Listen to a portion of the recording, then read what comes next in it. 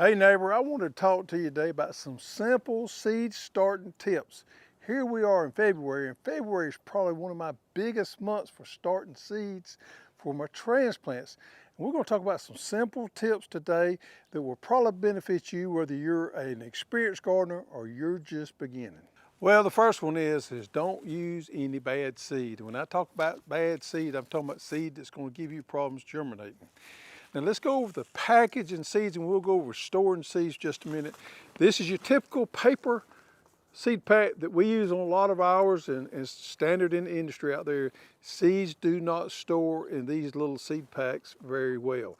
So if you're using seeds that you've had for 3 or 4 years and you've had them in these little seed packs right here, that may be gone bad, or they may not be as viable as they once was. So make sure you use good seed germinating in the greenhouse. We're going through a lot of work and expense to start these seeds.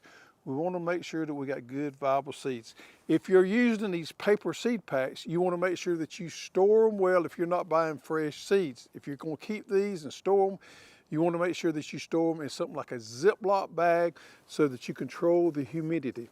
Humidity on seed storage is just as important, if not more so, than what temperature is. A lot of people put these in the refrigerator, and that works fine as far as keeping the temperature down, but the humidity in the refrigerator is pretty high. So if I put this in the refrigerator just like it is, I could very well damage my seed and them not be as viable as I would like for them to be a year or two down the line. Another option is to put these in the Ziploc bag so that you control the humidity, or if you buy bigger packs of seeds or bigger quantities of seeds, we use this Mylar bag here. I love this Mylar bag because it controls the humidity in there. It does not, it's sealed, so it doesn't let air in or out. So you can place this in your refrigerator or just room temperature. It'd be fine. You can store them like that right there because you're controlling that humidity in there. Another thing that you want to keep in mind, some seeds store better than others. Tomato seeds under the right conditions, heck, you can get 20 years out of these things. Peppers, any seed that has high oil content, such as cowpeas or things like that, will not store very well at all. I would not keep a cowpea from one year to the next year. I would buy fresh seeds every year. Any of those seeds that's got the high oil content, just figure on not saving any of those. But your others, if you store them under the right conditions, can stay viable and be fine. The main thing here is we want to make sure we're using good seed, because seed cost is not much when you compare it to everything else and the time you use to start your seeds. So number one is use good, viable seeds. Man, here's a tip I almost forgot about because I hadn't practiced this method in a long time. But I've been seeing a lot of YouTubers, people on the internet doing this, and I said, man, we got to address it. So, folks, back in the day, the way we did starting seeds, tomatoes and peppers and things like this, and look here, I was trained this way too back in the 80s in horticulture class. What we would do is we'd take this big tray and we would sow our seeds in there, just like that right there, real thick. And when those seeds come up and they was just getting some true leaves on them, we would go in there with a pair of tweezers and we would tease them out and transplant them into a bigger pot. It was the standard of the industry back in there. It's the way everybody done things. Nowadays, don't do this. I mean, we've transitioned away from this right here. You damage those seeds too much. It's a waste of time to be broadcasting these seeds in these trays, going back in there and teasing them out when they're real tender and putting them in a tray. Nowadays, we have these trays that already have the cells in there, and it is so much easier just to plant 1 or 2 seeds per cell. We don't have to tease them out. We can get good germination, and these things grow off a lot quicker. We don't go through that transplant shock. Man, just don't even do that. We did it. I had a professor of horticulture back in the day, and he taught us to do this way because that's the way he was taught. But we've transitioned away from that. Direct seed into your trays nowadays. There's no reason whatsoever with the supplies that we have now that you should have to step anything up or down. We can grow in these 162s, 128s, or 338s, directly put them into the garden and get wonderful results. Okay, next let's talk about heat and humidity, because those things are really important. We use a heat mat, and I definitely recommend anybody wanting to start their own seeds to invest in a heat mat. You can see this Hall's heat mat right here I've used for several years. And it has on the heat mat what our soil temperature that we want to germinate at. Let's go down here and look at tomatoes. Tomatoes is 85 degrees. And the optimal germination days on that is going to be about 6 days. So this heat mat here, we want to set up ideally in an environment where the ambient temperature, where the regular temperature of the air is at about 70 degrees, because we're only going to get a 12 to 15% bump or degree bump out of this heat mat. And I got mine set up in the greenhouse, and I control the heat pretty good out here. So if you're in a greenhouse or you're in an indoor situation, it doesn't matter. You want to be at about 70 degree ambient temperature and let your heat mat bump you up to around 85 degrees on that right there. So we would want to do that. We would want to leave them on that heat mat till we seen green plants coming up. If you need to move away from that, germinate some more plants, you can move your plants off from that at that point. If you still don't need your heat mat, leave them on there and it can help supplement your heat a little bit. Domes. Domes come in many different shapes and sizes. We have several different ones. Now the way I would prefer to use a dome as a germination tool, we like to use these domes because the dome is going to increase our humidity inside there, and high humidity is very important for seed germination. We want that we want that humidity close to 85 to 100% in there.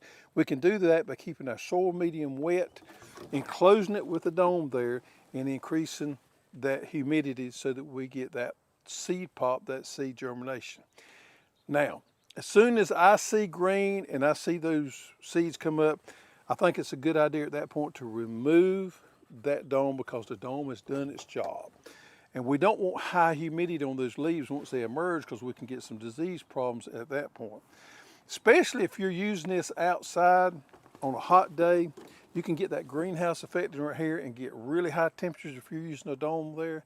If you're indoors, not quite as much, but when you do remove that dome, you get better air circulation and your disease pressure is dramatically reduced once you see that plants emerge. All right, let's talk about water and drainage, because this is where a lot of people fail at. We want to keep this seed medium, wet, moist, but we don't want to keep it sopping wet. Sopping, that's a term we use here in the South. We don't want it to hold water just all the time. We want that water to be able to move through so that when we wet it again, it's fresh water going in through there and it moves through. Now, as you see with this 24 seed starting kit here we use, this is the ones we sell. We also have this 12 cell that's made up the same way. You see these little channels in here? Those channels are there to allow this hole here that's going to sit in that channel so that that hole can drain. That's what we want. We want this thing to be able to drain. And if you can't, you probably can't see in there, but we've probably got a good 1/4 inch between that hole there and the bottom side of this drain so that water can drain out of there. If we're using a bottom tray like this right here, we don't want standing water in there while we're starting our seeds, because that's where we're running into some dampening off and what causes our seed to rot instead of germinate. So that's the reason I like the 24 and the 12 cell, because it's already built in those channels in there. I don't like to leave water standing in there, so if you get water standing in there, empty it out, water again from the top, and keep that emptied out there. When we are starting our seeds, we don't want to do bottom watering, because bottom watering is just going to cause us problems as far as setting water. Standing water is going to cause disease issues with dampening off and our seeds rotting. We want to keep that water, fresh water, moving through and emptied out. Now, if you're using our bigger trays, such as our 162s and our new 128s or 338s, you can see the hole size underneath there, and that's one thing I think really makes these trays wonderful, because it's got the ideal hole size there. I see some more trays where the hole size is way too big. I like this hole size right here. It's about the size of a big pencil. But with our bottom watering tray here, we have a problem. If you don't use any kind of spacer there, then that's going to sit directly down on that bottom tray and not going to allow it to drain. So what I have done right here, and I only do this when I'm just starting my seedlings, is I use something as a spacer underneath there. Now you can use anything. I just got some nuts and bolts that I put in there. And what that has done is, you can see there, I probably got a good 1/4 of an inch underneath there that allows these trays to drain out into my bottom tray here. And I'm gonna keep this emptied out just like I would on the other one right there. And I'm gonna water from the top. It's gonna drain out, keep that water, and empty my water tray here and not keep any standing water in my bottom tray before my seeds germinate. All right, so let's talk about leggy plants, because this is a big issue for most people starting plants here. If you're starting your plants outside and you're lucky enough to have a greenhouse, it's pretty much a non-issue for you because you've got that natural light. But if you're starting indoors, you're going to have a good light system, and you're going to have to get those plants underneath that light just as soon as they pop. Just as soon as you see green there, you immediately have to get them underneath good light, or you're going to have what we call leggy plants. And once you get leggy plants, you pretty much can't rescue them. I've not had any luck rescuing leggy plants before. So the whole deal here is don't get leggy plants. And just as soon as they pop through, you want to get them under a good grow light if you're not outside, and therefore not have those leggy plants. So if you do come up and mess up and get leggy plants, my recommendation is start over and change your strategy just a little bit so that you don't get those. All right, so now that we've got our seeds germinated and we're seeing green, we got them underneath supplemental light, or we're out in the greenhouse. Just as soon as we see what we call true leaves, which is probably most of the time around 4 sets of leaves, we want to think about starting to fertilize at that point. If we don't, we're going to have stunted plants. And we want to grow these plants off so they're healthy and have a nice root system, and it doesn't take forever. Now, this is my opinion. I think you're better off to go with a synthetic fertilizer when you're growing off your seedlings. And there's a couple of reasons why. It's easier, it's quicker, and it just works better because most of the time when we're starting our transplants, the weather is cool or cold, and those organic fertilizers do not convert or become available to the plants near as quick as synthetics do. So therefore, it is hard. You can talk to anybody out there, professional grower that grows organic plants, and they will tell you it's hard to grow off a transplant organically in the wintertime. It's a lot easier to do in the summertime than the wintertime. Using these synthetics, they get to the plant quick, they help it make it grow off nice. What we like to use is our 20-20-20, which is an all-purpose fertilizer, which is a standard in the industry for growing off transplants. We use a hose cyclone mixer, and we inject our fertilizer into our wand here. So I fertilize about every 4 or 5 days here, and it makes you have a great healthy plant. So if you're just stuck and you want to grow organically, it is doable, but it's probably going to take you close to twice as long to grow off this plant as it will using something like our 20-20-20. Seed start to me is one of the most enjoyable things about gardening. I love to plant them, watch them come up, make nice healthy plants so we can transplant them in the garden. I read something the other day, and a person equated seed starting as to cooking, and I thought that made a little bit of sense. You know, once you kind of get the hang of it, you kind of got it, and you can play around with it there and kind of make it work for you.